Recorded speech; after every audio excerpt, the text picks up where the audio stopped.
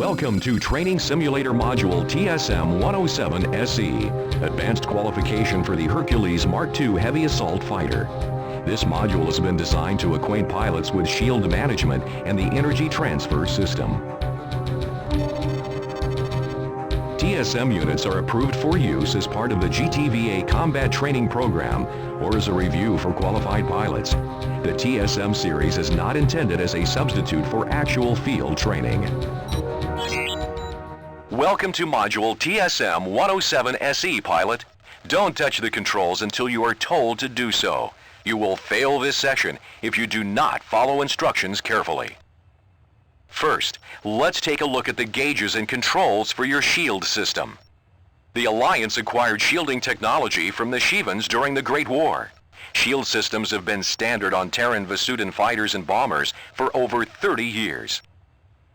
Your shield system generates an energy shell that protects the hull of your ship from primary fire and missile blasts. As they absorb damage, your shields will weaken.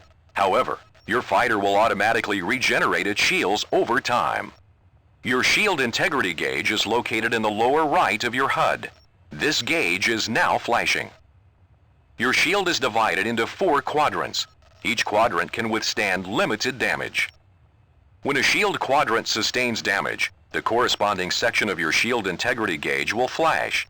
Observe. Note the front of your shield is flashing as if you've taken a hit. Observe how the gauge changes as your shield sustains more damage. When a shield quadrant has been destroyed, all damage on that quadrant will impact the hull of your fighter. Your shields will regenerate themselves automatically. Let's accelerate this process to save time. Now observe as the front quadrant of your shield repairs itself to full strength.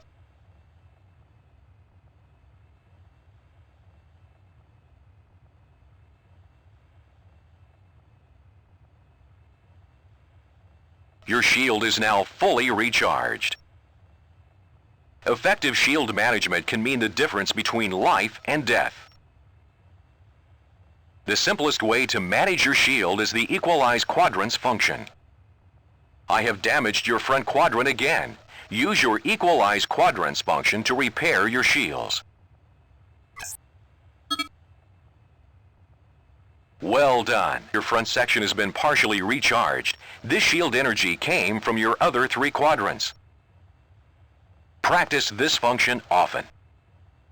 I'm now going to reduce most of your shield strength. Note that 3 of your 4 quadrants are now near 0 power. With your shield management controls, you can maximize shield strength in a specific quadrant. First, maximize the strength in your front quadrant. Well done. Note that your front quadrant is at full strength, while the other quadrants have been drained. Maximizing your front shield quadrant is especially useful when you're attacking the turret of a large ship. Now I want you to maximize your rear shield quadrant.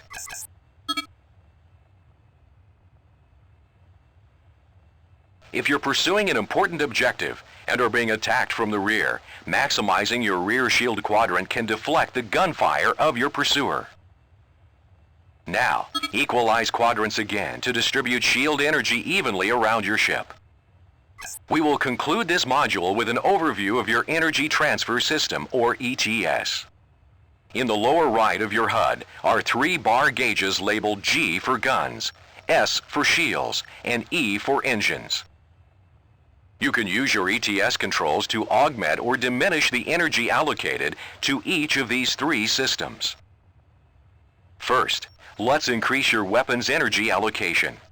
Observe that as you divert power to weapons, the energy levels for shields and engines drop.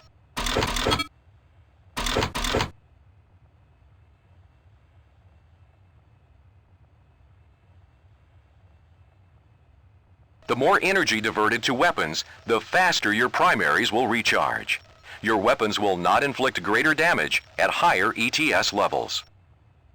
High-energy cannons, such as the Prometheus, can quickly deplete your weapon reserves. If you require a sustained barrage of gunfire, diverting energy to primaries may be necessary. Now, let's increase your shield allocation. The higher your ETS setting for shields, the faster they'll recharge. Increasing your shield allocation may be critical in combat situations, such as stopping to rearm your fighter or flying through heavy flak. Now, divert more power to your engines. Increasing power to engines will improve your maximum speed by up to 30%, depending on the fighter's reactor capacity. Your afterburners will also recharge faster, enabling more frequent bursts of speed. For a slower fighter like the Hercules Mark II, increasing engine power may be necessary to chase down more maneuverable targets or cover large distances quickly. Well done! This concludes Module TSM107SE. Engage your subspace drive to end this simulation.